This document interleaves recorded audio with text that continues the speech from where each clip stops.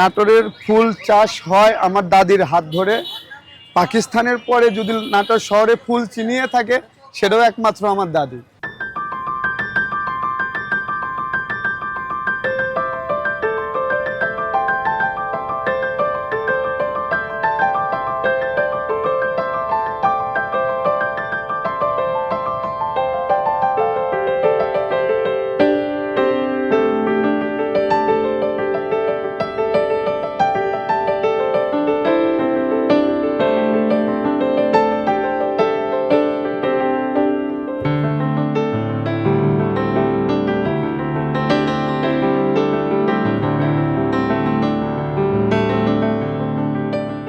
আমাদের এই ফুলের ব্যবসাটা আমি নাটোর শহরে ফুল চিনাইছি। এই ফুলের ব্যবসাটা 1975 সালে আমি আমার মা মেয়ে এই ফুলের ব্যবসা আরম্ভ করেছি। মা ফুল চাষ করতো, আমি বিক্রি করতাম। আমার আব্বা মারা যান 1976 সালে। তখন আমাদের খুব অভাব ছিল। তখন আমরা রাস্তায় রাস্তায় ফুল কুড়ায় নিয়ে এসে ফুল ফেরি করতাম। ফুলের তোড়া বেচতাম, মালা বেচতাম, ট্রেনে বাসে মানুষের বাড়ি বাড়ি, এবং 30 বছর এমন ফেরিই করি আমরা। আমার একটা ছেলে ছিল 18 বছরের। আমার ছেলেটাকে আমি চিকিৎসা করতে পারিনি অভাবে।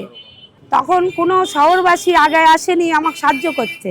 আমি আমার ছেলেটাকে ঢাকাও নিয়ে যেতে পারিনি, কারণ আমার ছেলেটা মারা যান 2010-এ।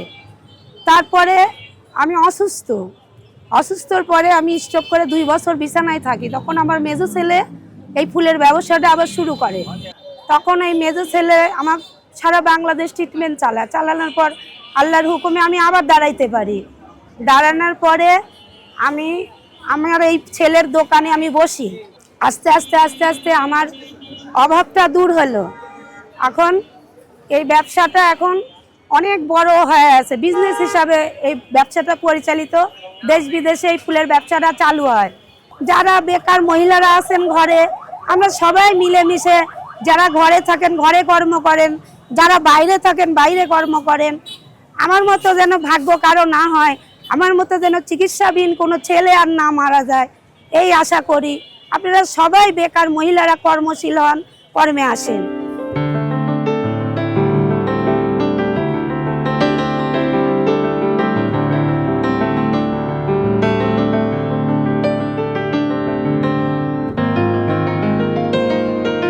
এটা হলো ময়ূরঝুরি, এটা বড় ময়ূরঝুরি, এটা ছোট। বিভিন্ন ডিজাইন ক্রেতারা এখন নেটের ডিজাইন আনে, আমরা সব ডিজাইনই কাজ করে দিই।